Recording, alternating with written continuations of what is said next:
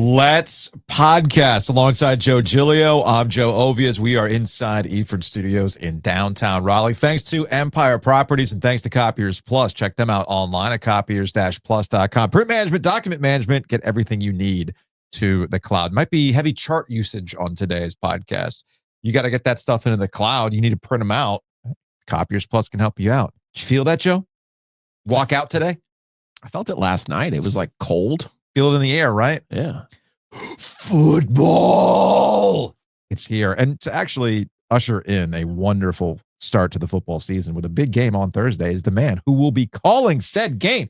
He is Wes Durham, ACC Network, ESPN. He is joining us on the Heister Automotive Group microphone. Wes, what up, dude? The Heister Automotive Group microphone? Yeah, I got to get a mic flag for that thing. Yeah. You're going to fulfill the NIL agreement. You need to. Excuse me. All of our corporate champions are fantastic. It's how the Bills get paid. It's how Jacob gets to play travel hockey. But Giglio laughed. I know. So the NIL agreement. It's what it's all about. Yeah. How you guys doing? Speaking of NIL, we don't pay you NIL. Oh, here we go. Merch. That's right. I get nothing. So he gets nothing for these things, but I figured of all people who would appreciate the riff on the GGO, it would be you with this rope hat. So let me say this. Enjoy. Which, by the way, you can get on the OG pop-up shop, OGTriangleMediaShop.com. It closes on Labor Day. You can't get this hat after Labor Day. They couldn't afford the OG decanter that the GGO used to hand out in the 70s. And if you know, you know, and if you don't, ask. But my dad was the honorary chairman of the 1977 GGO. Amazing. That was won by one Danny Edwards, and he played in the Pro-Am with Charlie Pride and Al Geiberger, and I walked inside the ropes all day at the Forest Oaks Country Club. So love it. I love it. Thank you, boys. Appreciate this. Well, thank you for coming through, man. Sure, man. This is a jovial conversation. We're having a good time. Dave Doran doesn't strike me as somebody who's been having a good time since the Military Bowl. No, he was mad at kickoff. He's salty going into this week. We got salty Dave right out of the gate. Yeah. Look, I think this is I think NC State is not who they showed in Annapolis. Let's put it that way. And I think when you've coached NC State and you've built this program the way Dave has, I think actions like the end of the Military Bowl probably not, it's a hard way to go the offseason. Yeah. And, we've all been around coaches who have bumpy roads after the ends of regular seasons or bowls. And I think, Dave, this was bumpy because this is not at all reflective of what he's tried to do. And they didn't play great. They gave up the home run ball late in the game for the touchdown. And, one thing led to another. You got an official with a gash in his head, and you got all this other stuff going on. So, yeah, I think tomorrow night he's trying to put the best foot forward. I think after talking to Blake Harrell earlier this week, East Carolina's kind of moved on and, discussed it in the offseason. They're going to put the best foot forward. Now, the environment around the game might be a little spicy, which is one of the reasons I wanted to do this game. But and it's got great history. I mean, it's just a terrific series, and people don't realize how good a series it is unless, you kind of grew up in this area. It's funny. Joel Anderson, who's now at The Ringer, used to be at Slate. He does a couple podcasts. He's a college football guy. And when the Military Bowl unfolded, he kind of put it out there like, man, I didn't know these teams had heat. And he's like, my buddies in North Carolina were texting me like, no, dude, you don't understand. You don't understand. These teams do not like each other. Right. The fans do not like each other, which is why we need games like this. It's what college football is about. Absolutely. And in some ways, while we have all these ranked games to start the year, there's some spicy little non-conference pocket rivalry games. And I'm not saying State ECU is a pocket rivalry because in this state, it's a little bit more than that. But this is one of those games that you want to have, kind of, put the measuring stick out there, see where your team is, see where CJ Bailey's gotten to.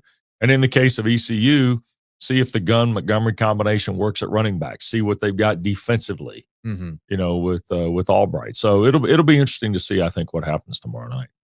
I think we misremembered the end of NC State's season. Remember the Carolina game. Oh, yeah. There was a bunch of fighting in that, too. Yeah, oh, yeah. And someone over here was like, oh, that's a rivalry. That's great. That's the way it's supposed to be. And someone over here was like, is that what I sound like? And someone over here was like, yeah, but at some point, like, act like you've done something before. Right. Particularly Dave, who, to his point, the reason they win those games is because they get so jammed up to play Carolina. And I thought he made a critical error in the run-up to the bowl game by saying, oh, they're not our rival. Yeah. He treated ECU like Carolina treats State. Now, the fighting. It's interesting. I went to the bowl game as a fan. In Annapolis. A lot of rain.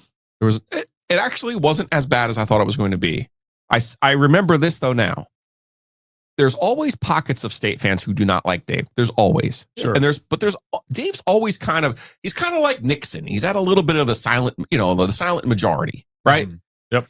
The fights at the end of the Carolina game and the fights at the end of that ECU game. Now, I realize they lost the ECU game. Mm-hmm. The pockets of fans who were in Dave's corner are starting to leave his corner because of the way that the team was acting. Okay. You know what I mean? Sure. Like we might, the alternative uniforms are for the youths, the fights are for the youths, all these other things. But I don't think, to your point, the way that the team represented the school was what Dave wants at the end of the year. Mm-hmm. And it wasn't just the ECU game. It was the Carolina game too. Mm-hmm. And I think that has to be a big change. Now, let us also not misremember what this game was. NC State did not play great against ECU. NC State had some players missing. ECU had some players missing. That's what bowl games are now. Mm-hmm. Rajay Harris hits an 86-yard run on third, and it was almost like a give-up down by ECU. Right. And it's like, and I think that actually gets us to the most. It's an 86-yard touchdown, so they end up winning the game because, again, they can't manage the clock at the end of the game. God bless Dave. It's year 13. Their end game management has forever been terrible. Okay? It is what it is at this point. But I think this gets us to the most interesting part about this season, this game, this season. Mm-hmm. What is NC State going to be defensively? Correct. Because at the end of it, here's things we don't misremember. Last year, yellow pad. Last year, they gave up 200 yards rushing in 4 games. They were 1-3 in those games. Guess where they were? Tennessee, Clemson, ECU. ECU ran for 326 yards in that football game. Yeah. Even if you take out the 86-yard run, it's still 240 yards from an ECU team that couldn't run against anybody. Yeah. Right. I mean, like, but there's other ways to win football games. And that's why I think it's the most interesting thing. You bring in DJ Elliott. Tony Gibson goes from State to Marshall. It was time. Not only was it time, but he had earned it. Yeah. Mm-hmm. You know what I mean? And I think he's in a difficult situation in Marshall, but he has a connection to the state. He's got a brand new AD, by the way, who used to work at Duke in administration, Gerald Harrison. Okay. Oh, okay. He's the new AD at Marshall. I didn't realize that. Okay. Yeah. So he's in a difficult situation, but he wanted to be a head coach. Fine. I think the time for the 3-3 stack has come and passed. Mm-hmm. I remember when he hired Tony from West Virginia, Dave had hired Tony and said, hey, I got Clemson I got to deal with on an annual basis. I got Lamar Jackson I got to deal with on an annual basis. Florida State, even Syracuse, Carolina, Wake Forest, they were all considered to be high-powered offenses. I understood why he went to the stack. Now they've gone. Now teams, to your point, strategically, the 3-3's been moved to the 4-2. Right. 4-2-5, the 2 linebackers, hybrid safeties, extra. And I think that's always made sense to me because going back to their losses and usually on this national stage. Sorry, that was a little too much X and O for you over there, Ovies. No, I'm listening. I think defensively is where, and I think they're going to be fine offensively. We can get into the little bigger question. How will he let them play is different than what do they actually have, right? I know. And I think you're right. I think you're right. But to me, this is going to be about defensively. What will NC State look like this year? Can they stop the run? Yeah. Mm-hmm. Can they get themselves out of these situations where, seriously, it was a give up play that they lost the game on. It was 3rd and 14 or 3rd and 11, like and they ran a draw. It was double figures. And the guy busts it for 86 fucking yards. But here's the deal. So the premium on NC State in the first couple of weeks, be it tomorrow night against East Carolina, Virginia, whatever it is, right? Mm-hmm. Run game and run defense. Yeah. Those 2 elements. The quintessential piece of where your offensive and defensive lines stand before you get to the hammers in the schedule. Yeah. I think that's where this is.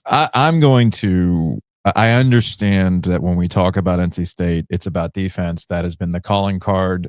That's where the development has been. That's been Dave's specialty. But I want to pro inventory's been too. Let's go back. But let's go back to Chubb, this will be the second. And you know what happens when you don't have. You called this last year. What's going to happen when you don't have a Peyton Wilson, right? Well, so who's your racer? But here's my thing. Okay, let's go back to 2022. This is the second 22-2 reference we've had this week. Yep. Who was the quarterback for that game? Devin Leary. Who was supposed to have a Heisman campaign that year? Leary. Devin Leary. Devin Leary delivers, right? Well, it's hard to deliver. You forgot about that. It's hard to Packer deliver. drank beet juice on the show. Oh, really? Oh, that's right. Yeah, Packer drank beet juice with Devin Leary on the show. So when you do an entire Heisman campaign for the first time around a quarterback since Philip effing Rivers, Right. Well, I expect you to deliver with your Heisman guy and let him do his thing. But Dave won't, because Dave is so afraid of turnovers, which I understand why, but he's so afraid of turnovers that he limits his offense. He is super proud of that stat. When I go back to last year, knowing you don't have as good of a defense as you did before, you have to change. I say this all the time. I'm a broken record. Coach the team you have, not the team you want. Right.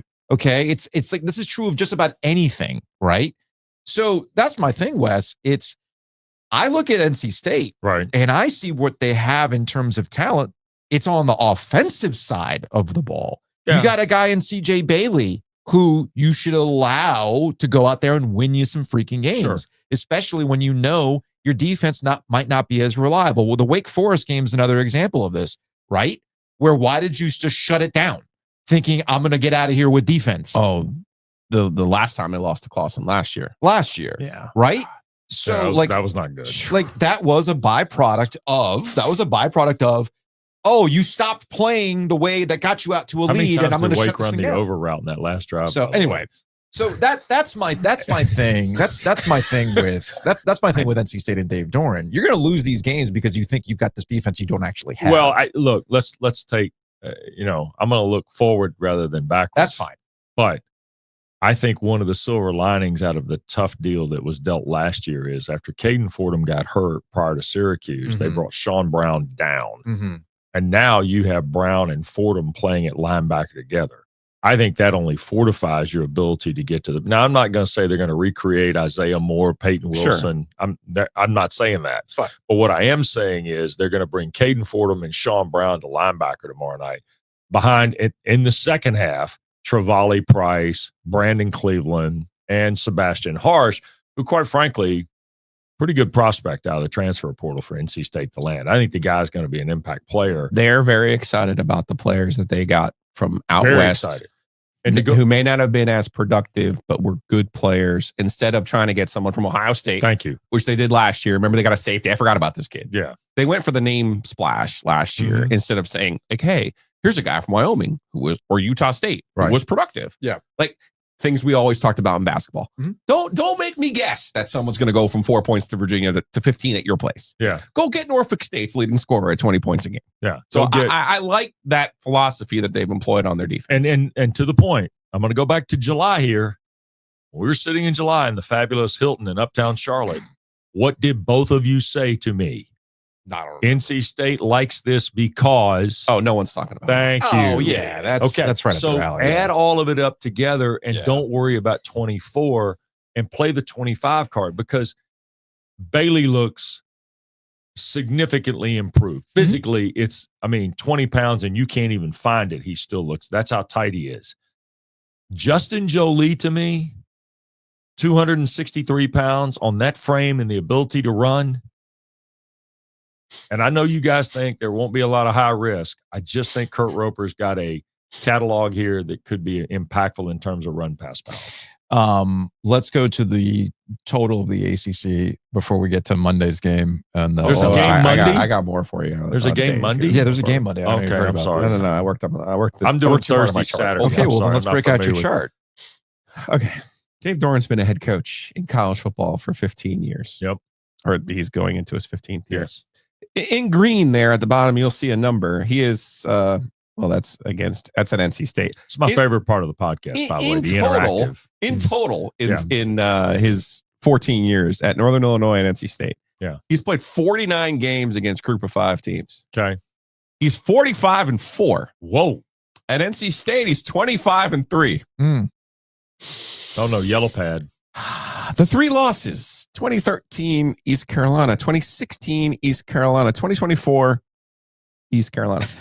So Dave Doran has beaten every single Group of 5 team he's ever played, except in 14 years as a head coach, except the Pirates of East Carolina. Now he does have a 3-3 record against East Carolina. Beat him in 18. That was the makeshift game against the interim coach. Beat him in 19, Mike Houston's first year. And then in the single luckiest stroke of his life, and he has us to thank, they miss an extra point. They miss a chip shot field goal in 22. Oh, that was the one in Greenville in the rain. When they were no rain. No rain. Oh, no rain. That was a perfect day. No rain, sir. Perfect day. That was on ESPN 2, though, at noon. But that was the year in which we did the curse reverse. That's right. Curse reverse. And I think we used... They opened the year to beat ECU on a missed kick, and they closed the year by beating Carolina on a missed kick. I'm pretty sure all the enchanted oil that I used was used up in Greenville that day. Yes. So, although they ended up beating North Carolina so at the end of the year. 25-3, which means he's 22-0 against everyone else. And the lone loss at Northern Illinois tomorrow night. The lone loss at Northern Illinois was to Central Michigan. Unreal. In 2011. I mean, it's just. What are we doing? What are we doing? That's college football. So I love these games. Yeah. Why I want more of them. But before we leave this game, you said leave 24 behind. I think it's actually important that they're playing ECU. Agree with that. Like, I think this is actually a good setup. Yeah. And I think this is why we saw the line move the way that it did. Just to answer some questions out there. While we think ECU and NC State's a big game, Las Vegas does not, or DraftKings does not. So they limit the action on the game. Like LSU, Clemson, you could bet on. They'll take as much action as you want to give them, right? Last week, Iowa State, Kansas State, they'll take as much action as you want. It's the first game of the year. Right. Games like this are limited until the week of the game. Yeah. So the week of the game starts on Monday. We're recording and we're sitting here, the line's moving by 3 freaking points. Like, what is happening? Oh, by the time I put post that the clip video, out, it was already jumped up 3 points. I was like, wait a minute. So what people are looking at, people who are gambling significantly are looking at are going, yes, my Blake Hurrell was 5-1 last year, but 3 of those wins were against fired coaches. Okay. One was a decent comeback on the road down in Texas. I think it was Texas State or one of the Texas schools. North Texas. And then the other one was over NC State in a bowl game that, quite frankly, NC State hasn't tried in a bowl game in a long time. Yeah. And I'm not saying they didn't try in this football game. Obviously, they're fighting at the end of it, this and that and the other. But when you don't have your complete deck of players, it's almost like Dave treats the bowl game as the first game of the next season. Okay. And that's not to excuse. I'm not trying to pull an SEC. I think if you're in a bowl game, you got some obligation to do that, by the way. I don't love it. I don't either, but it's get in line on the things you don't love right now. I know. I don't love it. But I think the people who are evaluating this game go, ECU has significant losses on defense. Yes, they've gone into the portal, but they have significant losses on defense. Rajay Harris, nowhere to be seen, had a big game in that game. Caton Hauser, who did play well, I thought was effective, actually didn't have a great game either for ECU's quarterback. So I think people who don't understand this series are looking at it going, oh, NC State's got CJ Bailey, they got Noah Rogers, they've got Hollywood Smothers. That makes sense. They've got this, that, and the other. They got a new defensive coordinator. It's at home. Here's Dave's record as a double-digit favorite, which, by the way, is very, very good. Full house. Yeah, at night, and they're going to smoke them. No, I do not agree with that. I do not agree with that. I don't think that's going to be the case. But that's what the money is saying. I see that. You know what I mean? Sure. So that's why the line moved the way that it did. All right, now I'm done with all my points about. And then we're in the City of Oaks jerseys. Yeah, like we got to have a talk with Rob Britton tomorrow. Well, if my body looked like his, come on. We'll talk to him when everybody's back in town. We get ready for the start of the season. Speaking of stats and whatnot, David Teal's always good for a stat. Yes, he is. As we go into yet another, the most important football season in ACC history since ... the last year. So yet again, we've got these marquee matchups, and unfortunately, the ACC is not so hot in these marquee matchups to start the season. No, David has written and now confirmed with me that the ACC is this is the note in the playoff era, Giglio. Okay. The Atlantic Coast Conference is 3-18 in week 1 games against ranked non-conference opponents. Okay. The 3 have to all involve Florida State beating LSU. There's probably a Clemson in there somewhere. There's got to be a Clemson in there. Week 1, ranked 9. I don't know. They beat LSU a couple different times. Yeah, Florida State, Florida 2 State. years in a row. Yeah. That's about it. Florida State beat Ole Miss in the playoff era, too, to start the season in Orlando one year on a Dalvin Cook touchdown. So it might be all 3 of them. Maybe that's the case. Excuse me. Need Florida State to step up again? So here's the deal. I don't know how you want to look at the 5. You can look at them any way you want to. I actually think you take State ECU, Carolina TCU, Georgia Tech, Colorado, and throw those in there too, because those all build to the rhetoric a little bit. Oh, all of them matter. 8 games. You can take them as 5 on the non-ranked deal, or add the 3 more and create an 8-game parlay. Giglio, is that what that would be? Of what you want it to be. If you want to take the 8, I think the ACC can puff its chest if they win 5 or more. Okay. If the 5 come out, I think they just got to get 3 and 2. So, but it's got to be the right 3. And what do we think of Miami at Notre Dame? I think there's some great unknowns in Notre Dame. It's starting to become I just went, my gut, Marcus Freeman saying my gut was, let's CJ Carr be the quarterback. So, okay, you're telling me you're giving it to CJ Carr on like an intangible. Mm-hmm. So it could be coach of course, speak. how hard is it to turn and hand the ball to Jeremiah Love? I have serious questions about anyone who gets a Lamborghini stolen. I mean, I hate to go all Colin Cowherd on you on this I understand. But Tony Romo never won a playoff game because his hat was backwards. Yeah. This fucking idiot got a Lamborghini stolen. Like, come on, man. Well, and then he got another one? Like, well, what? He should have gotten the club. I know they still exist. Here's the shout out to the club. You're like, it is TV infomercials. It does happen. Before they started logging it and following their algorithms, the TV infomercials were actually on TV. Yeah. So here's where I would be with Carson Beck. I did the sit down with him for ACC. Okay, right? yeah. And no, I'm not really interested in talking to you today, sir. So Carson Beck is a guy who I think there's been a maturity curve for. How much that carries over to the field, I'm not sure. Okay. So here's kind of the thought from me. They are talented enough on both sides of the ball to beat Notre Dame. Mm-hmm. The question is, can they get out of their own way? The things that I think Carolina will be good at on Monday night, no turnovers, few penalties, things like that. I'm not so sure about Miami. Yeah. Miami, my concern with Miami is, do they fall to their lowest common denominator on opening night, or do they cut loose all the talent on the perimeter? Does Beck throw the ball with consistency? Do they make stops with Reuben Bain and all those guys they've got? I mean, understand this. They are built in the front 5 on offense and in the front 7 on defense they are big time talents. I forgot that the stakes aren't high enough for the U to fall apart yet. They usually do win these early ones and they get us excited. Yeah, and then they'll lose to Georgia Tech. The romance. Yeah. The romance lasted 10 games last year. Yeah. Right. That's typical for including Miami. the Virginia Tech and all and the Cal game. We had a 10-game romance with Miami. The reason why I brought up the non-conference thing is because with the SEC going to 9 conference games. Oh boy, we're gonna do this. That's another show.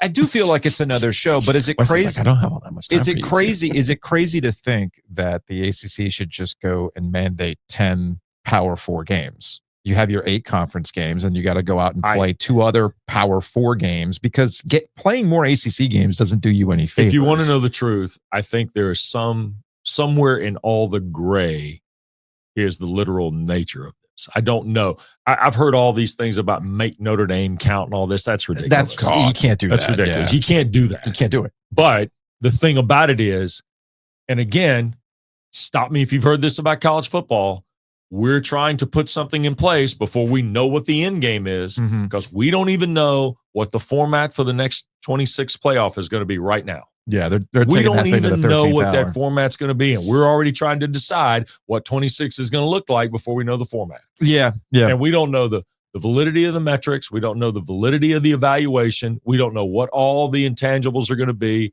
Whether I'll take you back to the old BCS days, the collie, the wolf, the mama dark basement kid doing a computer program, whatever. But the idea of this is, I don't disagree with 10 P4 games. I do not disagree with that concept. Here's the other thing too. Because if you're like Clemson, you already got your South Carolina whoa. You will be playing Notre Dame. Wait a second. The 4 ACC SEC games at the end of the regular season. Don't forget what happened in 2020. Well, they weren't played and nobody died. Weird. I don't think that's going to go away though. to Joe's point, they Says might move the guy who watched Nebraska, Oklahoma play forever. I know. I don't think that'll go. I can see them moving them to the beginning Oklahoma of the year. State don't seem to be interested in getting back together. Fair. Texas fair. It took Texas coming in the league for that to get back to that one. Right. That's why I like the whole state. And I'm with you on this. State Carolina thing in basketball. People are just going to move on with their lives. Like Clemson, South Carolina, Florida State, Georgia Tech, Georgia, Louisville, Kentucky. Louisville, Kentucky they played that at the beginning of the season. Then they moved it to the end of the season. And hell, for 60-some years, they didn't play it at all. Yeah. I just don't see those going away because it's an easy game for some of those teams for the Power Four. But you're right. You're right. Do we know? Right. And again, we're going to plan the schedule. Giglio, am I crazy? We're going to plan the 26 process, and we don't even know what the end game is? So we'll close on Carolina playing on Monday. TCU. I've heard so about I've this heard. game. I cannot wait to find out what happens on the Hulu show. I'm not going to watch on Monday. I just want to see how they present it on the Hulu show. Oh, you have Hulu. You're the one. I got Hulu. Oh, okay. You're the two then. That's how I get live television. Okay. How do you think I get the ACC network? Yeah. Bless your heart. Thanks for watching. Got to pay extra for it. So Chris, no. Yeah. Not on Hulu. Yeah. You pay extra for the ACC network? No, it's all part of your live package. Joe, sometimes you always wonder, how is it that my whatever is higher than your whatever? Joe, and I'm like, sometimes I wonder, Joe, are you doing the right ones? The audio video platform at your home and residence according to plan? Or I don't think probably he needs is. to get involved in this. No. Well, this is the same guy. This is the same guy that asks Jess to order things for him on Amazon. What? Yeah. I don't use Come Amazon. on, dude. He doesn't know how to do anything, which is probably for the best. I it's had probably such for the higher best expectations. because Joe would get on some weird hydration rabbit hole of like, oh, well, there's like, oh, I'm going to start. You know what? I'm going to get a CO2 thing. That body IV thing. You're doing that? Those liquid IVs? Yeah. He's all about that. So Chris Gallo, Chris Gallo has Chris Gallo, by the way, sharp follow. He's got a newsletter. Yep. Bless your chart. It's a very, very good one.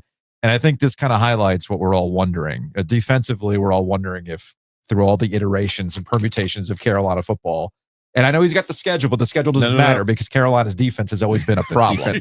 That right there is the defensive chart. Okay, there's the defensive chart. So if you're watching on YouTube, I've got this chart. Let me see that chart. That Chris put up. And the one thing that he's looking for, and I think we all recognize, this all ties into the Belichick will have these. You're not going to lose games because you're unprepared. Yeah. Right. You're not going to lose games because you don't know what you're doing. That's sort of thing. Up. And you look at this, North Carolina's penalty yards per game since 2019, they're not good. Right. They're not good in the FBS, right? Typically, they are in the upper percentiles of teams that take a bunch of penalties. And I know Carolina fans are probably cringing right now because they can think of badly timed penalties in crucial moments for Carolina that take you out of the game. So the question is, you want to go back to the Torbush era? Or you just want to go reset? We can go any era. It does not matter. The penalty on the long snapper at Notre Dame. Yeah, dude. That one was garbage. It's bad. It's bad. So that obviously Carolina brings Belichick here because there's an expectation to win. But let's say they don't win on Monday. Will it be viewed as a positive if they just got straight up beat rather than, well, you had a game, but then you had some dumb thing happened that made you look unprepared? And it's just like, doesn't matter if it's Carl Torbush, Butch Davis, Everett Withers, Larry Fedora, Mac Brown 2.1 or 2.0. That's Carolina football. I think that's the thing that people are looking for. I understand that. I'll say this. In my opinion, Monday night is the biggest singular moment in Carolina football history since the Justice Weiner World War II era. The 97 Florida State Carolina game. That was fairly significant. What, Justice Weiner? No, 97. 97 was fairly significant. It's kind of a big deal. The buildup was, but this is crazier than that. Okay. You're going to have 25,000 people roughly. They're talking about who are going to show up to Chapel Hill that don't have a ticket. Chapel Hill's acting like Tuscaloosa a little bit. Okay. You got to understand the Monday night thing's now become bigger than just going to the game. The Monday night thing is, I want to go to Polk Place. I want to do these things. Oh, they've done a marvelous job But Wes, we know this. They've done these types of, Steinbacher's tried this in the past with various other Rick Steinbacher. I'm referencing. Yeah, well, and Rick Bearcat now works there too. Oh, that's right as well. So yeah, they've tried these activations in the past. But I'm talking about just the community in general. So we'll see where that goes. But in terms of the play, first of all, Josh Hoover is a very capable quarterback. Sonny Dykes is on the bounce back from a tough year at TCU. Yeah. TCU I'm talking of, is not one of those first 7 teams that you think of in what might be the most entertaining college football conference in the country this year, the Big 12. So from my standpoint, Carolina needs to go beat Carolina. When we were there doing the road trip, I was really impressed with the fundamental detail of what the practice was. And I think that's an advantage Carolina has on Monday night. Yeah. Fundamental details. Yeah. Play within yourself. I think Lopez can make plays. Do they have to win? It certainly would help. Because if they win, to Giglio's point, if they win, it's full steam ahead to Clemson. They're going to beat Charlotte. They're going to beat Richmond. Yeah. They're going to probably beat UCF, who's in a rebuild with Scott Frost. They're going to come back, and it'll be Saturday night, Kirk and Chris, ABC, and then you'll just escalate the whole thing. Yeah. And that's the reality of where Carolina can be, because he's already an attraction.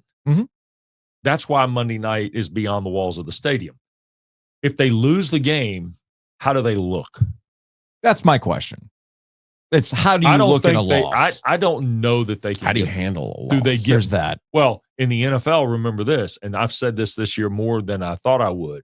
In the NFL, if the Kansas City Chiefs lose their opening game, or the Philadelphia Eagles lose their opening game to Dallas next Thursday night, what's going to happen to the Philadelphia Eagles? They're going to play the next week. Shrug. Yeah, they'll shrug.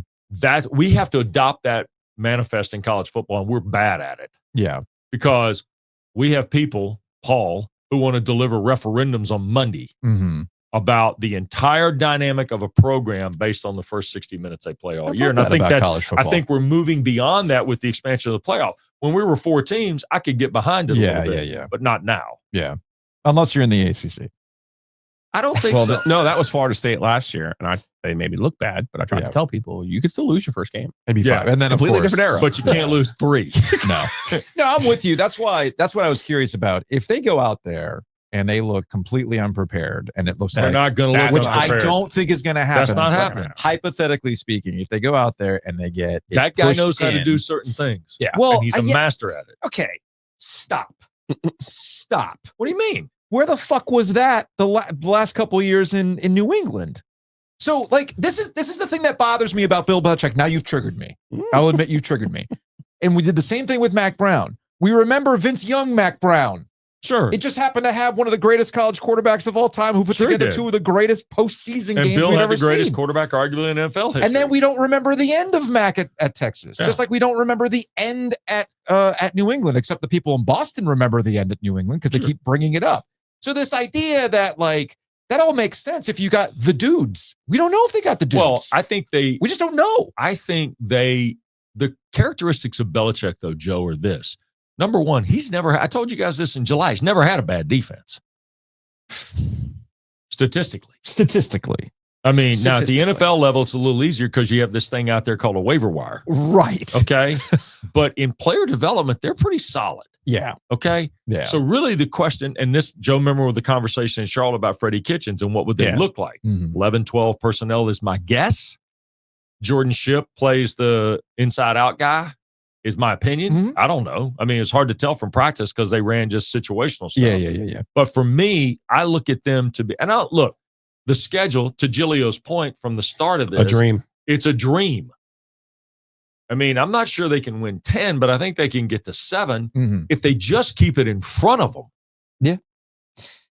It'll be interesting. I could see them looking pretty good in their lead up to Clemson, and then to follow up on I think you're right about how we treat the end of Bill.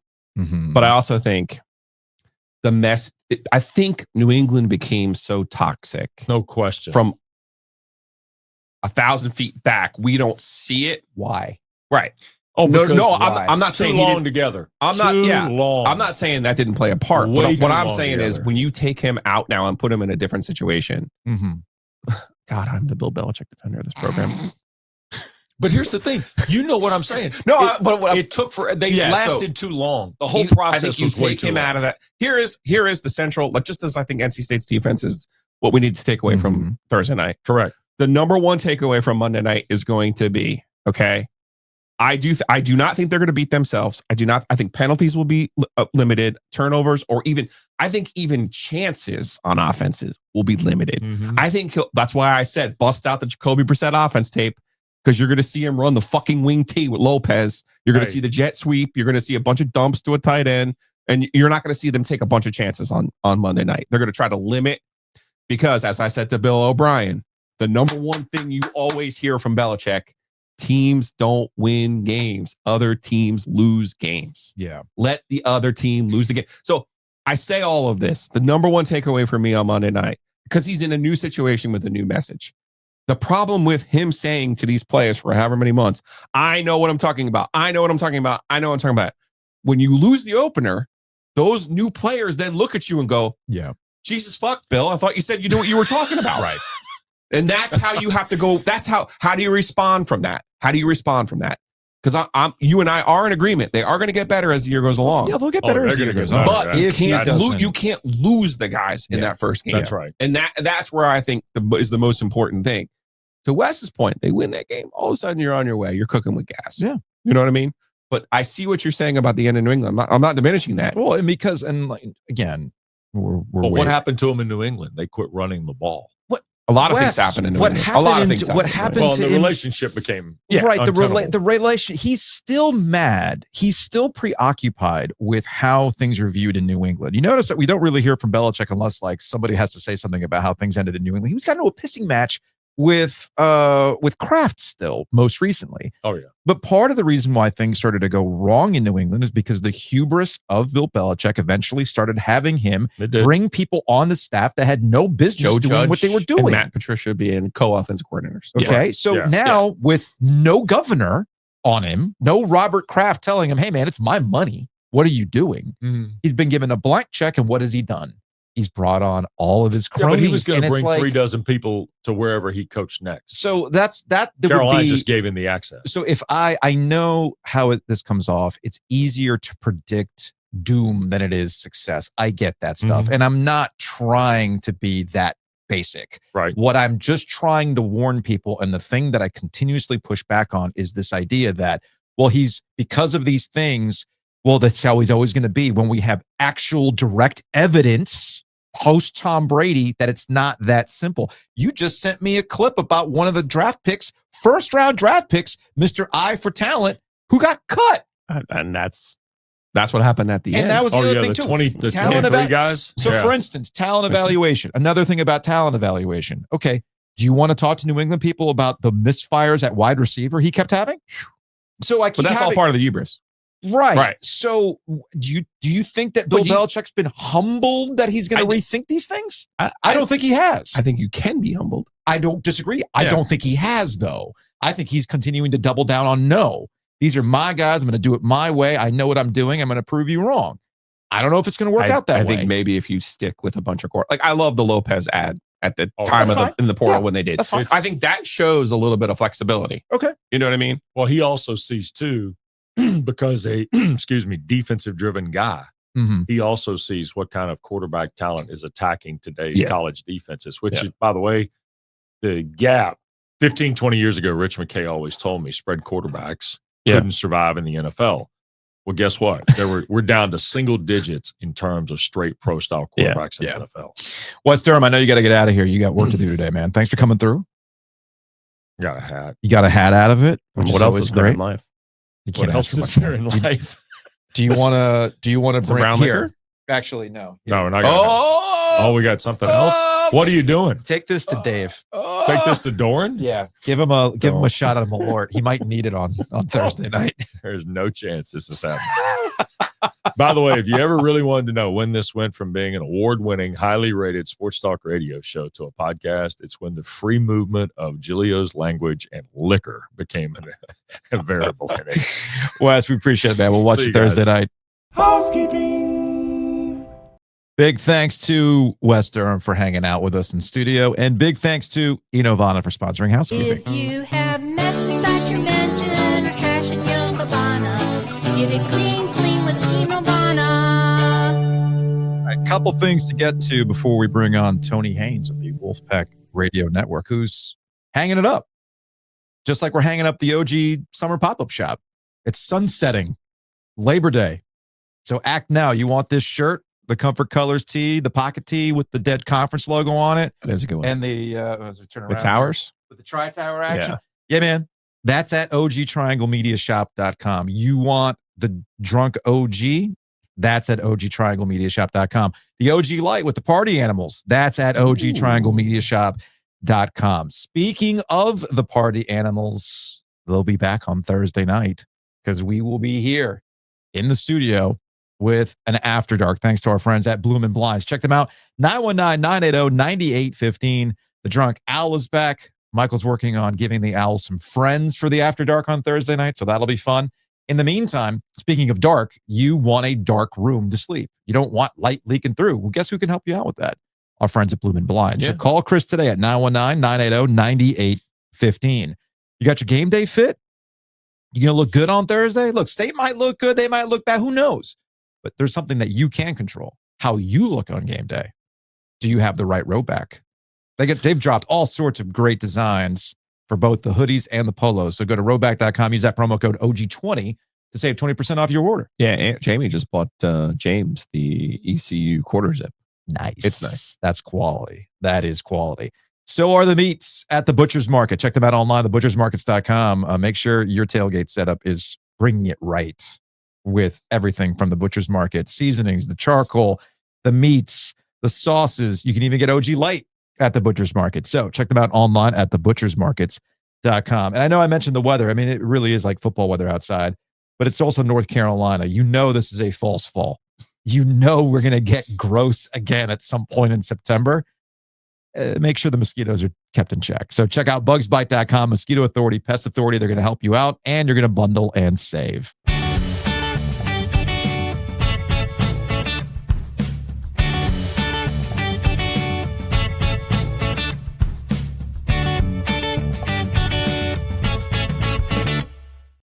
Going to say if there's a man who understands triangle good, has seen a lot of triangle good, it is Wolfpack radio analyst Tony Haynes, who joins us now on the Heister Automotive Group hotline. Whether it was your initial start with Duke, all these years with NC State, man, you've seen a lot of promise with football, and a lot of decent years, right? I've seen the good, the bad, the ugly, and everything in between. That's for sure. But it's been a spectacular ride for me. 40 plus years in broadcasting, 26 at NC State, 12 at Duke. That's 38 total years. So that's probably enough. Is it? I was gonna say, is that it? It's just time. You've seen enough. Yeah, this is one of those decisions that you make over time, right? Mm-hmm. And it's not a 5-minute decision because it's a life decision, a career decision. You're walking away from something that you really loved and brought you incredible memories. I actually started thinking about it during the pandemic, believe it or not, because if you go back to the summer of 2020, we're sitting there in the summer and we don't know if there's going to be a season. We don't know if it's going to be football or basketball. And then I started asking myself, okay, well, if there are no games this year, what am I going to do? Not really going to have a job. They're not going to pay me to sit around on a sofa, right? Right. So, of course, we did have a season, thankfully. Nobody was in the stadium or the arena, but we did have a season. So then the question started to morph into, okay, how much longer do you want to do this? And I turned 65 earlier this year. I got a Medicare card in my pocket now. And I had targeted actually the end of the 24-25 season, to be honest with you. And I had told our general manager at Wolfpack Sports Properties, Kyle Winchester, that more than a year ago. Mm-hmm. And there were a few other people in my inner circle that knew it. But we got late in the basketball season and we hadn't made an announcement on it. And I had an impromptu meeting with our GM, Kyle again. And he's like, okay, well, what do you want to do here? And I said, you know what? The football schedule just came out. And I saw the first 6 games are in the state of North Carolina. So, maybe I'll be willing to just do one more football season because it's such a travel-friendly schedule. And so that's how we ended up where we are now. Plus, I mean, you got to call a game with Bill Belichick on the sideline, right? I guess so. That's got to be something you got to be like, all right, man, I've done a lot of stuff. I did the World League of American Football. I got the Carolina Cobras license plate back here. I remember that. I did those games. You did those games. I was like, I haven't called a game that features Bill Belichick in it, right? That's true. So that'll complete my bucket list, I guess. Oh, you mean Bill Belichick is the coach at North Carolina? Is that true? As of today, August 27th, he should be there on the sideline on Monday night. There are certain websites. I go to the sports page every day, and it is. It's nonstop Bill Belichick. So I'll be curious to see how he does. Well, football's different for you, Tony. You're on the field. You're on the sideline. Like that's a different perspective. Even for radio, like, Gary, your partner for all those years, you're up in the sky, you're doing your thing, but it was always, let's go down to the sideline with Tony. Did you always want to be on the sideline? Well, it just worked out that way. When I was at Duke, when I started at Duke, that was 1987, which that year they had a first-year coach by the name of Steve Spurrier. It was a good way to break in, right? Yeah. I was young, very inexperienced. Hadn't really studied football and learned a lot about it at that point because I was just starting out. So I was more like the standard sideline reporter. You're reporting on injuries and those sorts of things. But as I learned more over the years and took a deep dive into trying to be more knowledgeable, and fortunately, all of our coaches in my career, they've given us plenty of access to go to practice. And if you pay attention, you ask the right questions, you can learn a lot. So eventually, I think I turned more into a sideline analyst. And I think Johnny Evans and I, over the years at NC State, we kind of had a good back and forth banner during the games. And, I can see things on the sidelines they can't see up there. They can see things up there I can't see on the sidelines. So we just try to pull that all together. It's been a good combo for you. How was last year? You're first without Gary. You're first at State without Gary. Matt Chazanow was fantastic. He got the job, and the first thing he did, he called everybody. That was, I was in the summer last year, and I was the first person he called. And such a delightful guy, very positive, high energy, and he went out of his way to not step on any toes. Not that we were worried about that. Yeah. But he fit in right away. Just a tremendous play-by-play announcer, good person, good family man. And I really enjoyed working that first entire season with him last year. And probably maybe that's another reason I decided to come back do another football season, because I really did like working with him a lot. And he's going to be great for NC State. That's one of those jobs. I did apply for the job kind of reluctantly, but I did so knowing that, excuse me, I did so knowing that I wasn't going to be around that much longer. Yeah. And, but I didn't want to regret not applying for it. So I did. I wasn't disappointed when I didn't get the job, because I might have hung it out for like 3 years or something. But that's one of those jobs where you want the guy to be a part of the branding for 30 years. Yeah. Like Gary was. Gary was there 30 plus years. Wally Owsley was there a long time. You don't want someone coming in there and be your play-by-play announcer for a few years, and then you're looking for another guy. So I think Chaz will be there for a long time, and NC State fans will come to love him just the way they loved Gary all those years. I'm curious, I can sit here and say 2024 with out of nowhere ACC tournament championship, and then out of nowhere Final Four run. That's clearly going to stand out as something that you're like, wow, this is really happening right now. But I am curious, and after all these years, what is the moment that kind of sticks out that you were like, yeah, man, I can't believe I was there for this one? Yeah, there are a lot of them. On the negative side, Chandler Parsons making an 80-foot shot at the end of the game. I was going to say, if there's any doubt that Tony's a State grad, just answer. I was going to say, Tony, during the summer, we did a brief history of like the last what happened in the last 25 years. And that Chandler Parsons one came up, and there was a lot of NC State ones that came up. You were on the broadcast floor. So I can still remember it like yesterday. It was in slow motion. That ball was flying through the air, and we're all, if you're watching a movie and you see everybody's head is rotating real slow like this, You're watching the ball, and it's in the air, and I'm thinking as it gets closer, that has a chance of going. I'm obligated to point out my favorite part of that story is the postscript. You will remember Roddy Monroe, so maybe you did know a shooter better than Scott Wood, but Scott Wood the next day tried to recreate that shot, and it took him an hour to make it. And that's phenomenal with Scott, because Scott is the ultimate trick shot artist. I know. I've seen him make some shots. In fact, NC State was playing at Boston College one year, and during shoot around, this is back when I was hosting the Coach's TV show, and we had our camera guy, and we're just kind of roaming around the shoot around.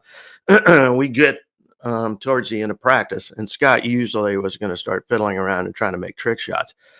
And with our camera guy there, I said, let me go ask Scott to make this shot. So we were shooting it, and I told him, why don't you stand behind the basket and float it up over the shot clock and make it. And he made it the first time from behind the basket. And it's harder when you got to shoot it over the shot clock, right, which is attached to the top of the backboard. So getting back to those other things you never thought you'd see. How about Markel Johnson making 3 mid-court shots in the same season? Oh, yes. Isn't that crazy? I mean, those were what, like end of half situations? One was in a game, UNC Greensboro up at the Coliseum. That's right. Yeah.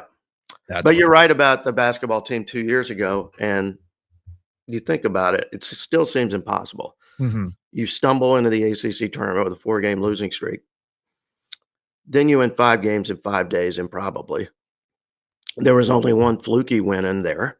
Mm-hmm. Otherwise, they just got better and better. Yeah, you're referencing the Virginia game, which if correct. You're watching on YouTube, there's Joe's got that shot there in the background. That's it. So you know what? It had the Final Four run was kind of icing on the cake. Mm-hmm. If we were sitting here saying NC State won the ACC tournament 5 games in 5 days, and they lost their first game in the NCAA tournament, I still would have said, "Yep, that was number one." Yep, yeah. And I remember the first thing I did, I whipped my head around and I looked up in the stands, and I'll never forget watching the NC State fans. I mean, they were crying. It's euphoria, tears of joy. So many of them never thought they'd ever see that day happen. And then I go down on the floor and I start interviewing the players, and they're crying. Mm-hmm. DJ Horn, Casey Morsell. So, that was such an emotional, memorable moment. And of course, for NC State fans, beating North Carolina in the championship game is a big deal. The other thing for me that stands out, I love because my first football season was 99, right before Phillip Rivers got there. Yeah. But that era when Phillip was there and never missed a game, and then that 2002 season where they won their first 9 and went on to win 11, beat Notre Dame in the Gator Bowl. That was a fun team to watch, but it was a fun team to be around. There was a lot of big personalities on that team, and that was a cool stretch, I think, while I was in NC State. Of course, Chuck being the biggest. Chuck, Phillip, the biggest Thunder, personality. Terrence. Yeah, I mean, that group. Well, if you remember their debut, Chuck and Phillip, Arkansas State almost crashed the party. Yep. You remember that? We're not talking Arkansas. We're talking about Arkansas State. And Sage Rosenfels, right? That was actually the first game. That was the first game I had ever worked as a stringer. Giglio's favorite thing I ever did in my career. Where that was the first. Tony was spared because he was always on the field. Yeah, that was in the. It was raining, so I didn't really enjoy it. Yeah, double wide in the sky. My first stringer work for ESPN Radio and all these radio networks that don't exist anymore. Sporting News Radio, AP Radio Networks, all that kind of stuff, right? Yeah. And it kept going back to me because it was a shootout, and so yes, I will always vividly remember that game. I am curious though, with all this, you've done a lot of stuff, man. Like I mentioned, there's the university aspect of it, calling college games. Baseball is included in this. I've referenced the Cobras. You helped me on a project around the Skyhawks, which a lot of people were very interested in hearing. But I am curious, what is the one thing you haven't done? Like radio-wise, calling-wise, being a part of that you're like, I would have liked to have checked that off the list. You mean radio in general? Just in general. I don't know. When I first started, and I was working at the campus radio station at NC State, I was a student, and that's how I got into this. Shout out to WKNC. KNC, absolutely. And Round Ball Rock is coming back with NBC doing the NBA. John Tesh, Yes, that's our WKNC guy. Yes. So I decided I wanted to be good at a lot of different things. Versatility maybe makes you more valuable. So I did everything when I was at KNC. I was a DJ, and I was a morning DJ. I didn't like that music, but it was a little. They would really get mad at me when I would drop in a Chicago or something like that. Right, because when you were at WKNC, it was mostly hard rock. It was, and you know what? Who was a rocker back then? Michael Bolton. Oh, that's right. That's before he had shifted over to the Schmaltz. That's right. Before he became a pop singer. Yep. No, that was one of our most popular albums, and we were playing records and vinyl at that time. So I would do I was a morning DJ, and I used another name, Don Michaels, which is really stupid, but people did that all the time. Yeah. So, but I also did women's basketball, baseball. I did news. I did sports, and every now and then, Tony Haynes would run into somebody, and they would say, you sound a lot like that Don Michaels guy on the morning show. I said, yeah, I get that all the time. Can't stand that guy. You haven't done hockey, right? No, I couldn't do hockey. And Chuck Caton is one of my closest friends, and he and I hang out a lot. And I'm amazed. I'm amazed by hockey announcers because it's moving so fast, and they're changing shifts all the time. And I've talked to Chuck about it. He tells me, obviously you can't identify players by their number. It's moving so fast. Mm-hmm. So you just their body movements and how they skate. That's how you know who's who. I can't imagine doing. I could never do that. I think we got to get you and Chuck to call the ice pack game. Yeah, I was gonna say, do I need to go to Ray's? That'd be great. Buy you guys some cigars. We'll probably be there. Yeah, go there, see you guys, and convince you. I can get Tim Healy on the phone right now. Like, we need you guys calling a hockey game. Can we make that happen? No, because I just don't know the game. Okay, fair enough. Somebody, Craig Hamill, the media relations director for basketball at NC State, he asked me recently. He said, "So you're not doing basketball anymore? Are you going to come to any games?" And I thought, wow, that's a good question, because I think I'd have a hard time sitting in the stands at a game that I'm not involved in. Mm-hmm. In my job, you prepare for the game, you go to practice, you make your notes, you study, you watch tape of the opponent, talk to the coaches, and then you do the broadcast. You're sitting there with the headphones on, and you're in your own little world. I can't imagine just sitting there and not feeling like you're a part of it. So we'll see. Maybe Wendell will buy a seat next to his. That way you can just talk directly to him. Yeah. We used to sit right where Wendell sit. I know. He replaced us.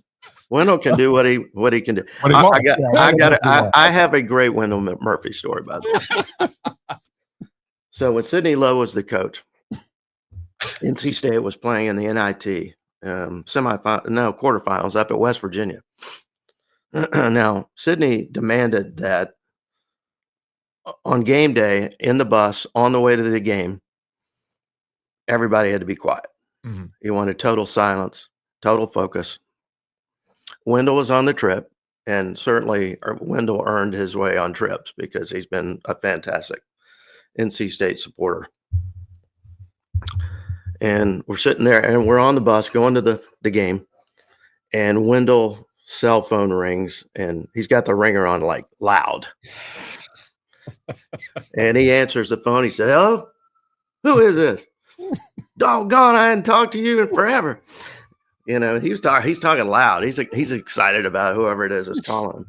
And needless to say, nobody said a word. Wendell was allowed. Well, I guess there's a financial thing that allows him to do that. Absolutely. But Wendell goes to the games and has his headset own, on. yeah. He listens. No, he's our guy. They always had to get him his own headset. Modeling and the whole crew had to get him. He's been a great supporter of not only the program but of what we've been doing on the broadcast, and I really love that guy. Well, Tony, congratulations, man. Yeah, man. Thank you. Hell of a career. Not many people get to write their own ending. No, Tony. no. That was by design. I've been in this thing for a long time, and you see people kind of overstay. Yeah, they're welcome, and somebody else has to show them the door. Yeah. I decided I would show myself the door. So, but no, incredible career. Always appreciate your kindness and jumping on with us and all the help throughout the years. So, well, I don't know. Maybe we will see you at a game. We shall see. Could be. We'll see. I haven't got to that point yet, but I may be sitting around. Steve Kirshner sent me a text. He's a sports information director at North Carolina, and he said, "You're always welcome at the Smith Center." and I was thinking to myself over my career, both at Duke and NC State, I don't remember very many happy days at the Smith Center. No, certainly not. Certainly, in 6 years at Duke, when I was doing Duke basketball in the 6 years, they never won there. Huh. I think it was between 93 and 98. Well, now hearing this, somebody over NC State's going to say during this basketball season, "Hey, Tony, you can come to our game here at Lenovo, but you might want to don't take Kirshner up on his offer for the State Carolina game." Again, not maybe 3 or 4 happy days coming out of the Smith Center. I don't know. The only one I can the Trevor Lacey four corners game, and then Al Freeman hitting the threes. There's Al Freeman. There was also there's Julius Hodge blown a kiss one as well. Right. Back in the day. There was that game where Carolina was. It doesn't happen very much. They were not having a good season. This game, Julius Hodge, Archie Miller. Which game was Anthony Grundy? 02. 02. That's the game. Yeah. So that was. It was like almost as many NC State fans in there as North Carolina fans. So that was kind of an unusual night. Very unusual circumstances. Yes, it was. Tony, appreciate it. Good luck on Thursday. I'm sure it'll be yet another professional endeavor with you, Matt, and the crew. And I don't know. Hopefully, no fights break out on Thursday. Yeah. Yeah, I'll be running the other direction. I can assure you that. Thanks, Tony. We'll talk to you later. All right, guys. Thanks. Take care.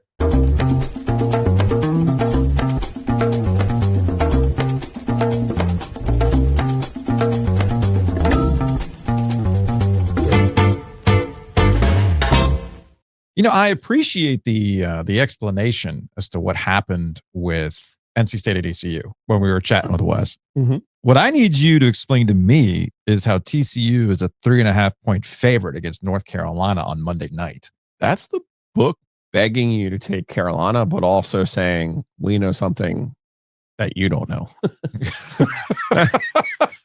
just reading the tea leaves. Well, I guess the other question I would have in terms of what do you know, like if you're Vegas, right, and you're looking at these two deeps and depth charts and things like that, right? So like the Sickos committee pointed this out, since Michigan doesn't release its two deep, New Mexico has gone with Tom Hanks characters on offense, Tom Cruise characters on defense, and Leonardo DiCaprio characters on special teams. And I'm looking at this going, oh yeah. Here's Pete Maverick Mitchell playing linebacker on defense. Really, really weird. Really well done. Ethan Hunt, defensive end. Jack Reacher at tackle. So I always am curious when these things aren't out to you, how Vegas kind of understands what's going on, right? Because in league play, we'll know. Yeah. But in these non-conference games, we don't necessarily know, which I find kind of interesting. You never know. This is a good point. Regardless, it's all there on DraftKings. I'm actually looking at the DraftKings Sportsbook app right now. And as always, these things are subject to move. But North Carolina right now is plus 3.5 and a plus 136 currently on the money line. I would... If Carolina is going to be as prepared as we think they're going to be prepared, right? As we talked about with Wes, I can see them. I can see them losing by a field goal, but losing by 3. I can see that. I'll be honest with you. I'm not touching that game. No, I'm not touching the State game either. I'm going to go try to enjoy it. Okay. The early season games are really tough. I will say though that DraftKings has all kinds of, there's a boost on that Clemson LSU game. Mm-hmm. There's a no sweat bet token. So maybe if maybe you are feeling a little bit froggy, Florida State, Alabama. You say, hey, I'm going to use my no sweat bet token on Florida State to win money line. I mean, you could do all kinds of different things. And that's kind of the beauty of DraftKings. Look, rivalries, marching bands, upsets. That's why we're here, right? Saturdays, Thursdays, Mondays, especially all weekend. It's like, say goodbye to your family because there's football 5 nights next coming up. Let's go. Look, you think you got game? Put your knowledge to the test with DraftKings Sportsbook. Turn your picks into big payouts, live betting, rivalry week odd boost, and more. DraftKings Sportsbook, they got everything you need to own every Thursday, Friday, Saturday, Sunday, Monday of this week. And for first timers, new DraftKings customers, bet $5 and you'll get $300 in bonus bets instantly. So download the DraftKings Sportsbook app. Use the promo code OG25. That's OG25 for new customers.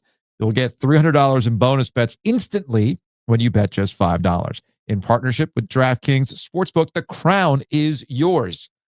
Are you ready for legal? Let's do this. Gambling problem? Call 1-800-GAMBLER. In New York, call 877-8-HOPE-NY or text HOPE-NY 467-369. In Connecticut, help is available for problem gambling. Call 888-789-7777 or visit ccpg.org. Please play responsibly on behalf of Boot Hill Casino and Resort, Kansas. Fees apply in Illinois.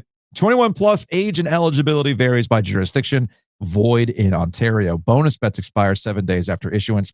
For additional terms and responsible gaming resources, see dkng.co/audio.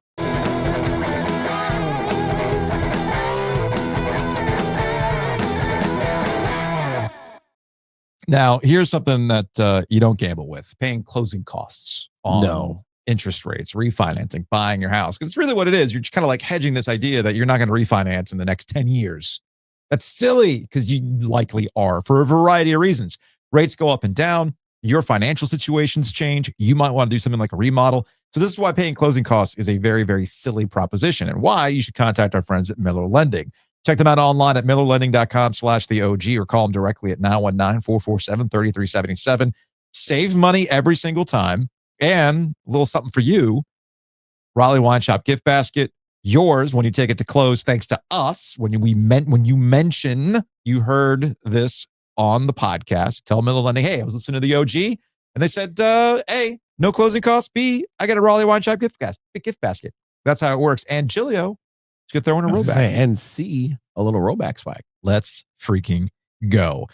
Speaking of your home, maybe you're looking to sell and you've been seeing how the market might be a little bit on the flat side of things. Well, get the real deal. Understand where the market really is, not just kind of hearing it from your friends or what you might have picked up anecdotally from a newspaper report. If you're still reading a newspaper, go to myhtr.com. Our friends at Hometown Realty are going to help you navigate this market, all the ups and downs, the fluctuations, everything else.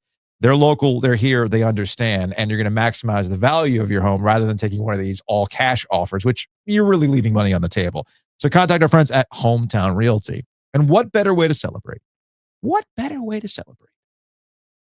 Having purchased a house or sold a house and then going to Longleaf Swine. Ooh. Maybe you're actually saying, I love Longleaf Swine so much, I'd like to live next to Longleaf Swine. Yeah, on Edenton. Hey. Hometown Realty, can you help me out with that? They can. So in the meantime, go check out our friends at Longleaf Swine. I'm actually getting lunch there today because it's a gorgeous day. Why not sit outside and enjoy some Longleaf Swine? So check them out online at longleafswine.com. They can help you out with tailgating. They can help you out with just a brunch, man. You're feeling a little froggy after all the drinking you've done on Saturday watching college football. Hit the Sunday brunch. And that brisket burrito rescue is going to set you right, man. Trust me on that.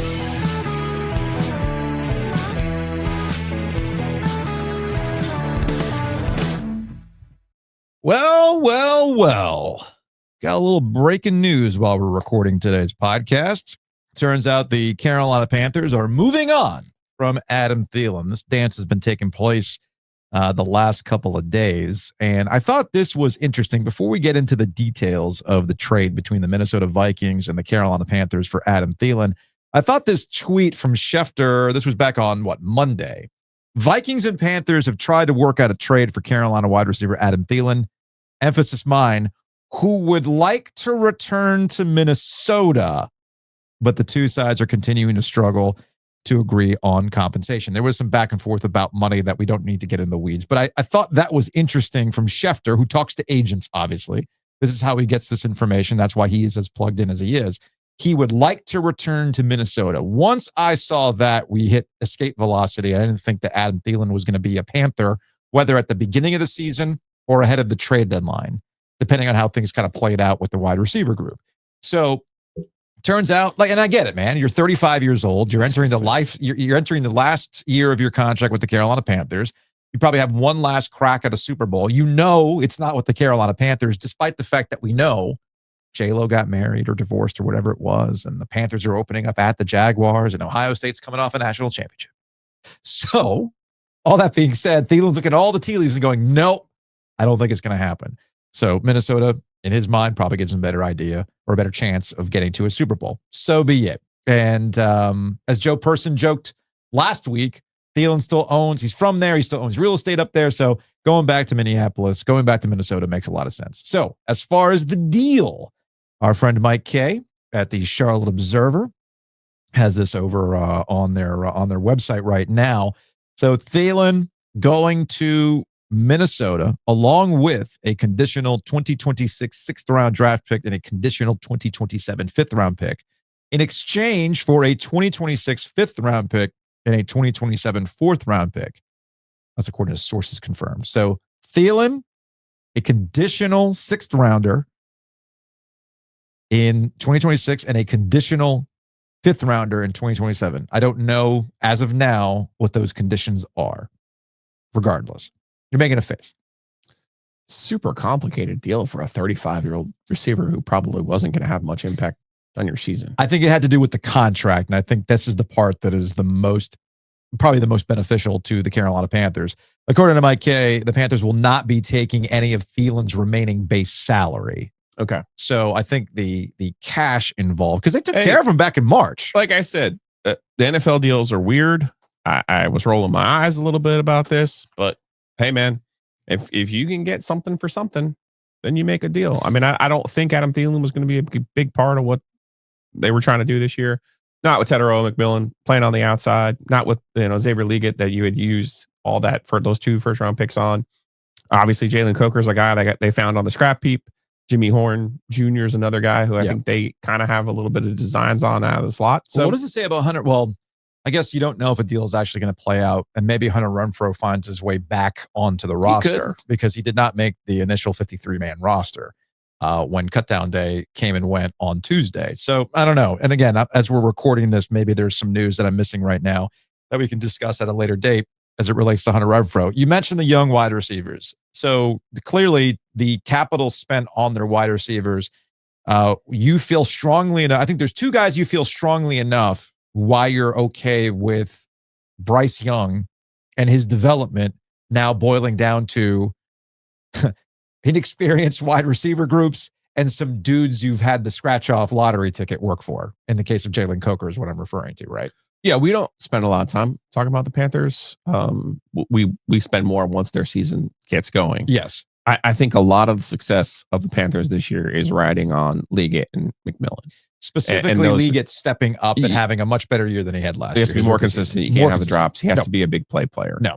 I think McMillan's the kind of guy, as we've already seen in only the 18 snaps in the preseason, that's the kind of big target that's going to help Bryce Young in the red zone and on like certain down situations.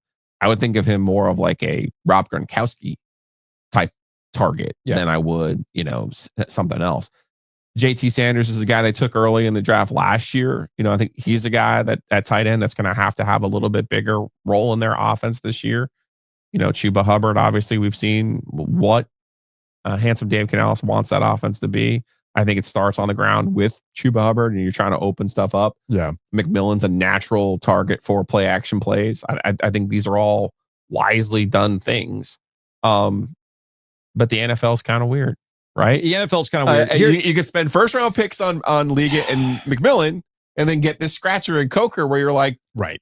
Okay, so, well, we got this guy for nothing. I look at it 2 ways, and I'm going to stay consistent with what I said earlier in the week. I don't like this in terms of the assets you're getting back, and I understand that the Panthers are still trying to replenish what they have lost over multiple drafts. I was going to say, compounding mistakes. This is the Matt Corral and other bullshit trades they made with quarterbacks. Right. So just giving away 3rd and 4th round picks where you're like, guys, you can't do that. You're replenishing that. So I understand where you're coming from on that.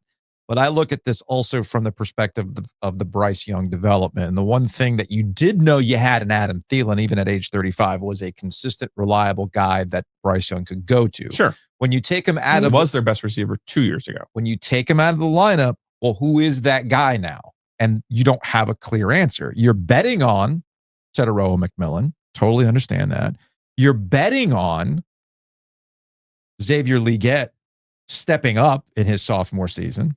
You're betting on Jalen Coker being a consistent part of your offense in the slot the rest of the way. Because I mean, the biggest winner in all of this is Jalen Coker. Yeah. Cokeheads, this is your moment, man. This is your moment, Cokeheads. He's the biggest winner in all of this. So this scratch-off ticket, they clearly feel confident in, along with some of the other guys they've added on. So I look at this a couple of different ways. I'm not trying to overvalue Adam Thielen at his age in the final year of his contract, and you can get something in return for him.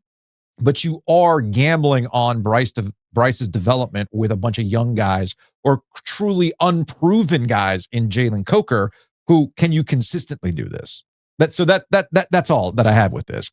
But I go back to that Schefter tweet that I thought was interesting in the sense that sounds to me like he was ready to go back, and it was just a matter of how do you make this thing work. I'll continue to give Dan Morgan credit.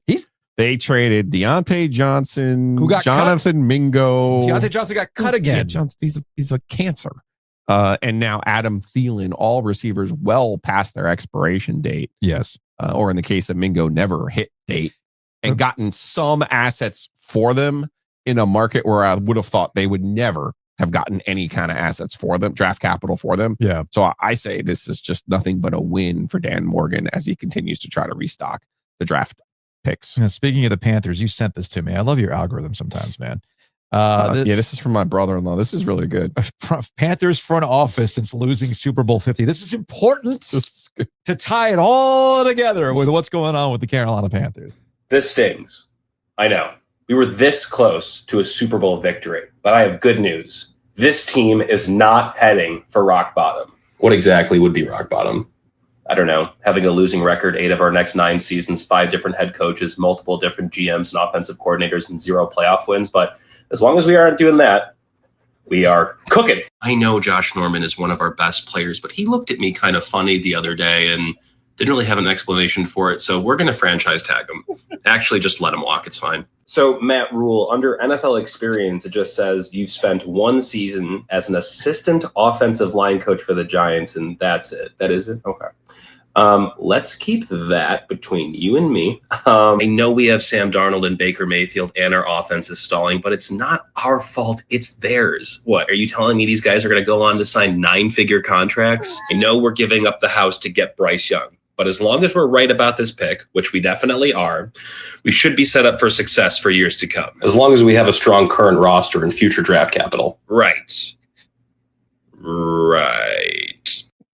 And that's the accuracy. That's how we got here. That is how we got here.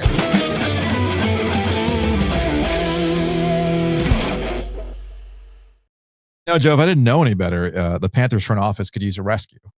They could. They need draft pick. They need a draft pick rescue. That's what they need. They need the rescue of Xavier Legette stepping up in the absence of Adam Thielen. Your grill might need a rescue. Look, it's Labor Day weekend. I know you got your tailgate plans.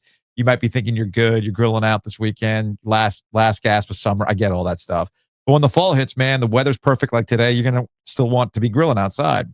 Well, extend the life of your grill. You spent a lot of money on that outdoor kitchen. You're only going to mess it up if you don't take care of it. And the best way to take care of it is with our friends at NC Grill Rescue. Check them out online at ncgrillrescue.com. I was at the pool this weekend and I saw people happily working the Northbrook pool. You know what? I know why. I know why everybody's happy. Because NC Grill Rescue has cleaned that bad boy up. Good stuff, Joe. Yeah, my rescue of the week is going to go to Carlos Alcaraz's brother. Mm-hmm. I really hope his brother loves him a lot, because apparently Carlos Alcaraz makes all kinds of money, but still has his brother cut his hair. So on the right, if you're watching on YouTube, you see what we normally think of as Carlos Alcaraz. He's got a lot of puffy little hair there, you know. He's a broccoli boy. He's like 22, whatever he is. He's young. Yeah. Well, apparently the brother used the wrong clip for the wrong setting, so he had to cut it all the way down for the U.S. Open, as we see on the left. He looks like, he looks older without the hair. He does look right? older without the hair. But the best part, of course, about all of this has not been how we react to Carlos Alcaraz and his haircut, but rather Francis Tiafoe, a great American player who is, well, despite this clip, very good friends with Carlos Alcaraz. I thought you might like this honesty from Tiafoe. Okay. Definitely terrible. That's my guy, though. It's funny. I looked at him and I was like, I guess you're aerodynamic. Yeah, I don't know who told him that's good. I don't know who told him to do that, but it's terrible. From a guy who gets haircuts week in, week out, like, and prides myself on good haircuts. It's horrendous. But I mean, at the end of the day, it's Carlos, and that's my guy. But yeah, he needs to get with me. Look, man, I love the honesty there. He's of the age. He's of the age where he knows the hair will come back at some point. Yeah. Like, people were shocked though, because when I found out he played the primetime game. Not last night, the night before, when he came out in that purple outfit, and everyone was like, "What just happened?" It's unreal.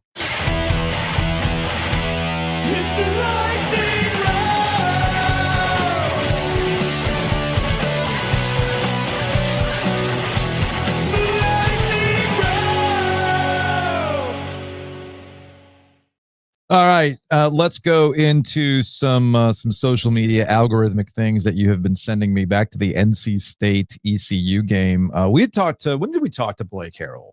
It was a few weeks back, right? Yeah, and we middle of August there, let's call it. And we kind of hit him with the like, hey man, like, you had the fight, Dave's salty about this on Thursday. You had your guys ready. You guys are always great, ready to play State or Carolina. And he kind of demurred. He's like, no, Dave Doran's a great guy. He's a great coach. I love what he's built over there. I got nothing but respect for Dave. And you were a little disappointed in this. I was, but I think he's figured it out here. Our friends at Pirate Radio put this clip on social media. Let's see. This is game week for Blake. Let's see what happens. Exciting week, and finally the week off. Leading up to Thursday, we actually wrapped up preseason about 10 days ago and started preparation for our first opponent in NC State. So we kind of been on that routine for a little while. Practice this morning. We'll practice again tomorrow morning and then head up on Wednesday afternoon to Raleigh in preparations for the game on Thursday. So it's always, great to kick off the season. Always, exciting times. But when you're kicking it off with an in-state opponent, it means just a little bit more. And this game, the history of it, we've been going on since 1970, met 31 times. Just the pride that our fan base has in it, what it means to East Carolina, what it means to our fans, and what it means to our football team is pretty special. Okay, he's getting there. We're there. We did it. Yeah, okay. We did it. We don't have to call them pieces of shit. We don't have to say we're going to beat the shit out of them. We don't have to say any of those things. We just have to say, you know what? Herb Sendek could have used this talking point a long time ago. Hey, man, it means a lot to our fans, and I understand that it means a lot to our fans. No, it's just another game on the schedule, Joe. It's 116. Okay, you just sent me this reel as well. Craft beer is over? That doesn't sound good for our think of why I sent this our chances with OG Light. Light. I think you're gonna like this. I think you're gonna like the explanation. There's a dude named Dan Harumi, and he says craft beer is over. I'm intrigued. I mean, I've kind of known this for a while. I think you're gonna like the explanation. Okay. The beer craze is finally coming to an end. New York Times is reporting that this is the first year since 2005 that more breweries have closed than opened. I mean, young people just don't really drink as much as they used to, which is weird. I mean, when's the last time you were in a parking lot and like some young person tried to get you to buy beer for them? It's been a while. I think the real problem here with breweries was always the breweries themselves. Like the difference between a brewery and a regular bar was that breweries always had like kids running around for some reason. Parents loved bringing little kids to the brewery. And it's like these kids are now grown up and are of alcohol drinking age. And in their mind, they associate the brewery with some lame ass family outing. So anybody out there who is lamenting the end of the craft beer brewery, you can blame the parents. You thought you were so cool bringing your baby to a bar. Well, now that baby is all grown up and they're vaping and watching Kai Cenat videos. So the craft. I thought you would really, really enjoy that circular logic there. I liked it. I enjoyed the end. They're all vaping and watching Kai Cenat videos. That was good. Salute.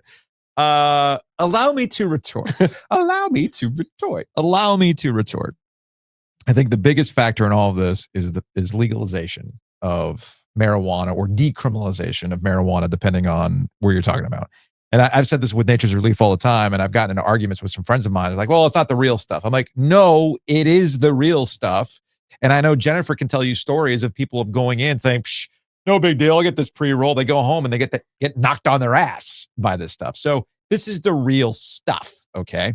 And with the availability, I think people understand what alcohol has done to some people in life, and that's probably what they recognize a little bit more of than anything else. I also think, he talks about Kai Cenat videos and stuff like that. This is something that you and I'm not saying this in a good or a bad way. I'm just simply laying out what I view as what's happening, in that kids do most of their interactions these days through online means, right? So there's no need, like if you want to hit up your friends, you're constant in communication with your friends. It used to be when you and I were growing up, if we wanted to hang out with our friends, we physically had to go to them and hang out, right? So that kind of is off the table in some ways. Now, about the family at the brewery thing, I kind of thought that would hit for you in the sense of cats in the cradle. So here's PTSD. So here's what's funny about that. I would argue that American craft breweries in certain towns became what the equivalent of a pub in England. Pubs are social gathering places, right? They're not just a place you go get blotto. It's a place that you gather with friends and family. It's, again, a social gathering place. And specifically craft American breweries are that. Okay. So it's not necessarily a bad thing that families are going. It's not. In fact, I can tell you, I was actually talking to a hockey parent recently, and they said that their kid, once they found out that the team was, certain people were coming back to this team and I was going to be the manager again, this kid said, "Oh, Manager Joe's back.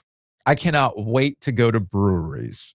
Because breweries are the easiest place to get a team of 17 kids and their families fed in a very efficient manner. Okay. So there are some good memories tied to hanging out at these breweries. Mm-hmm.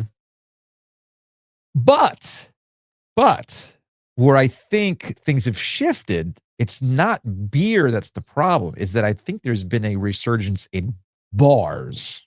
There's a distinction between a brewery and a bar. Yeah. And I've actually found myself, this is just me speaking, I don't know if other people have found themselves in this situation, where I have been seeking out bars where I know kids are not necessarily hanging out.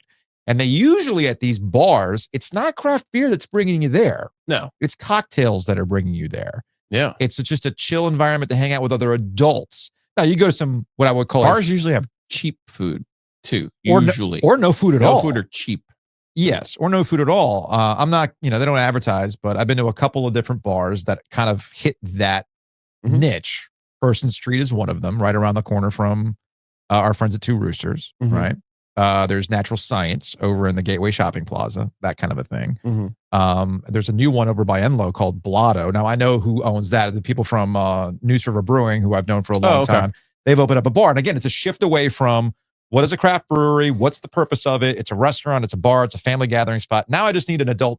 Well, most breweries don't have their own food. They have a food truck that's usually more expensive. A lot of breweries have opened up their own kitchens too. Like Sean Lily Wilson from Full Steam. I mean, they were one of the first movers to have a warehouse space that you'd have first birthday parties taking place.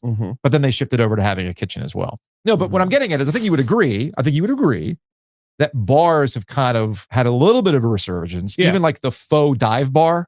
Like, you know what I'm talking about? Yeah. There's one faux dive bar in downtown Raleigh. Hey, there's one thing that my my youths are still trying to do, and that is to go to a bar on Friday, Saturday night. Because it's not a craft brewery. Correct. Because Well, things go differently at a bar. Correct. Maybe you find Mrs. Right at a bar. Or Mrs. Right now.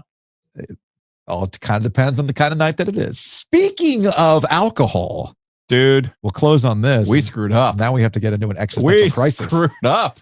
This is from Joe Pompliano, who covers sports business. He's a very, very interesting dude. The U.S. Open sold 556,000 plus Honey Deuce cocktails last year at $23 a pop, $12.8 million in revenue. Open will hand out a record $90 million in prize money this year, but that wouldn't be possible without this drink. Let me explain. So for this year's tournament, the U.S. Open increased its prize pool from $75 million to $90 million. That's the largest prize pool in tennis history and significantly more than every other Grand Slam. The U.S. Open is able to do this because of its media rights deals, ticket sales, and sponsorships. But this drink plays a massive role too. This is the Honey Deuce cocktail. The U.S. Open initially partnered with Grey Goose in 2006 to make the Honey Deuce cocktail the tournament's signature cocktail. The recipe is simple. It's just Grey Goose vodka mixed with some lemonade and raspberry liqueur, and then topped with 3 honeydew melon balls. People love them because they taste great and are refreshing on a hot summer day. But you also get to keep the cup as a souvenir, and the numbers speak for themselves. The U.S. Open sold 556,782 Honey Deuce cocktails during last year's tournament. At $23 a pop, that means the tournament brought in $12.8 million in revenue from that drink alone. Also, keep in mind that nearly all of that is profit. The drink itself can't cost more than $1 or $2 to make. And at $12.8 million in revenue, that's enough money to cover the first place prize money for both the men's and women's singles champions. All right, so we're not trying to cover prize money. We're just trying to cover our taxes, right? So are you suggesting that we come out with our own cocktail? I'm saying we were proud of selling 50 cases of OG Light. 50 cases. In the initial run. Yeah, 50 cases. In the initial run. Motherfuckers sold 500,000 of these vodka drinks. Yeah. At $23 a pop. Damn. Yeah, look, folks, the margins on beer aren't great. They're not great. They're not great. All because the honeydew melon balls look like tennis balls. Like, what? Well, what? Social media. I know. Because you have. I got to hold the drink. You got to hold the drink. Oh, look, it's got little tennis balls. So cute. Well, I mean, why do you think I wanted to do the beer? Hey, man. It's marketing. I love it. There's one place I really want to get that beer in, man. It's my white whale. Okay. We'll get there. One day we'll get there. Legally, you mean? One day we'll get there. Well, you can always sneak it in.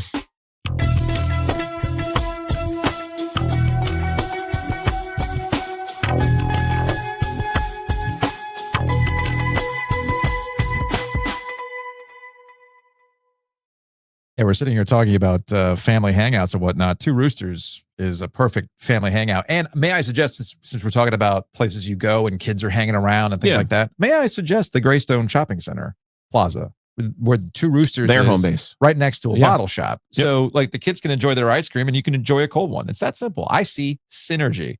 Heck, you can get nachos from a place next door while you enjoy a beer and the kids are having ice cream.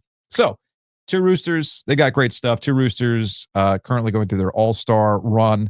New flavors will hit here relatively soon. September's right around the corner, which means new flavors. That's right. I'm curious to see what Jared's got cooked up. But with football season back, they are at Blue Devils games at Wallace Way. They've even got an exclusive Duke football ice cream flavor, the Devils Tracks. So if you're headed out to Duke football this season, go and check out Two Roosters while you're there. They never miss. No, they never miss. We shout out to Jared's mentor, Carl, who we saw this morning from over at Howling Cow. So ready for football season. Everybody's ready. Everybody's ready. Everybody's ready. Speaking of never missing, our friends at Happy and Hail never miss. Go check them out. Download the app. Use that promo code OG25. Let's take a break. Let's take a hockey break. Brought to you by Happy and Hail. Did you identify? No. Follower 10,000? No, we're up to like 10,100 and nobody sent me a screen grab. So feels like a hole in the matrix. I agree. I thought somebody would at least Photoshop one. Yeah. So tell you what, if you go through the trouble to Photoshop the fact that you are subscriber 10,000, because we're over 10,000 now. Yeah, I know. If you look over your right shoulder, it finally happened. There it is. We're also over 10,000 followers on Instagram as well. which is great. Oh, nice. Shout out to everybody who's following us stuff. All organic, baby. Let's go. Mm-hmm. If you Photoshop your subscriber 10,000, I'll send you one. If you go through that trouble, I will send you the black card. Only if it's a ham-fisted Photoshop. It's got to be the worst one. Like you just take a screen grab and then you do like a handwritten iPhone 1. Yeah. Like 10K. I'll take it. So just send it to the oggoesdigital@gmail.com. Just do that. In the interim, you can save. Download the Happy NL app, 25% off your initial order, OG25. Also, just by downloading that app, you get a free smoothie. Mm-hmm. And then for your birthday, you get a free bowl. Speaking of saving money, the summer of savings continues. It's always a summer of savings, 365 days a year. When you contact our friends, Matt Davis and the crew at State Farm in Garner. You think, oh man, I got a good interest rate. Do you though? You don't know. You got to have a conversation. Just call Matt. See what's up. See where you can save you money. 919-779-8277. InsureGarner.com. And big thanks to our friends at Whitaker and Hamer, WH.lawyer. I'm assuming that Josh has written up the fantasy football legalese for our impromptu draft next week. Definitely an auction draft because Josh, he wants an auction draft. Believes vehemently in auction drafts. That's fun. I do have one or two more spots. So giglio.joe@gmail.com. And I would like it for someone who can make it out on Wednesday. We have some people, one guy's out in the state of Washington who wants to play. That's awesome. Mm-hmm. But part of it is getting together and actually drafting in person. So if you can make it Wednesday, 7:30, we'll have wings over there. OG Light, but also our guy Riley coming through as well. With some groovies? With some grooves. I'm excited about that. The new grooves. So ooh, those new grooves. The new grooves. I like it. So just message Joe and we'll get that thing going.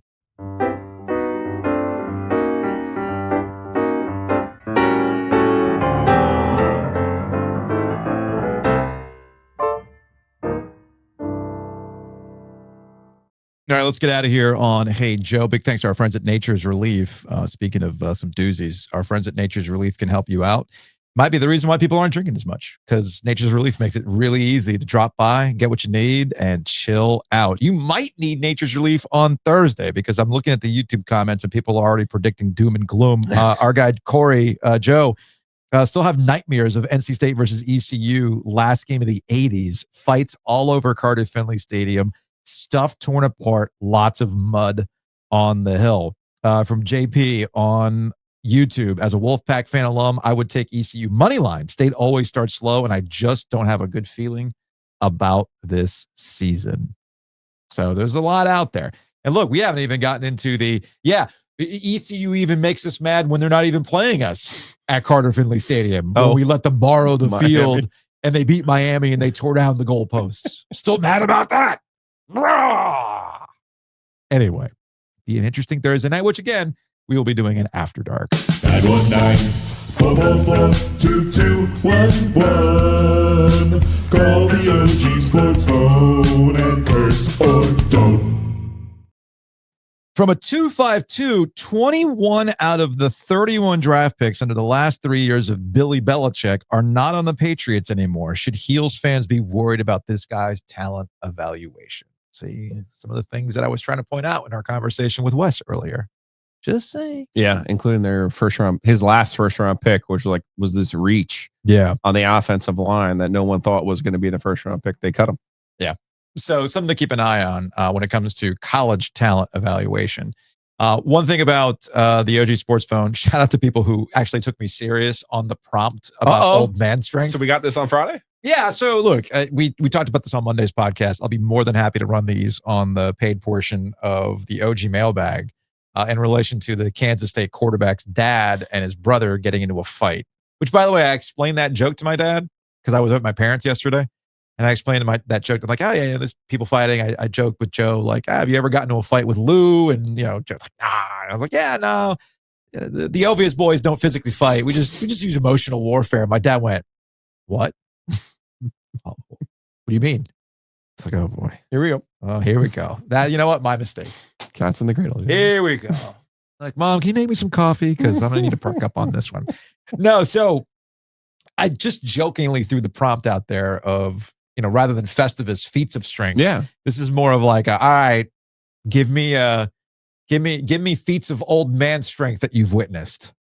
So just call the sports phone on that one, and we'll run them on Friday. Anyway, that's going to wrap it up for today's show. Big thanks to Wes Durham for hanging out. Big thanks to Tony Haynes, who's calling it a career this football season with the Wolfpack Radio Network. Hell of a career, man. And, of course, thanks to you for following, subscribing, liking the stuff, going out and supporting our corporate champions. So one last ask. We ask a lot of you. I understand we ask a lot of you. That's an interesting one. And we appreciate that a lot of you follow through on these asks. We're going to be wrapping up the survey soon. Okay. I haven't brought up the survey in a minute. We've been busy with the Sports Podcast Festival and trying to close up the summer pop-up shop and things like that. But if you've made it this far, clearly you are engaged with this podcast, and we would like your feedback. Since you listen to this podcast a lot, you probably have some opinions on what works, what could be better, that kind of stuff, what you'd like to see more of. So go to oviesandgiglio.com. There'll be a link for that survey. Fill it out, and we got some prize packs for you. We got like a summer pop-up shop. We got our Breaking Tea stuff. I've got an exclusive Canes hat that you can't get anywhere. And we got an OG like tap handle as well. So all sorts of stuff that we're going to give away. So go to oviesandgiglio.com and fill out that survey. We will see you Thursday night. That'll be our OG Live. After dark. NC State, ECU. Will there be feats of old man strength in the parking lot after the game? Or even before the game? We'll find out. See you then.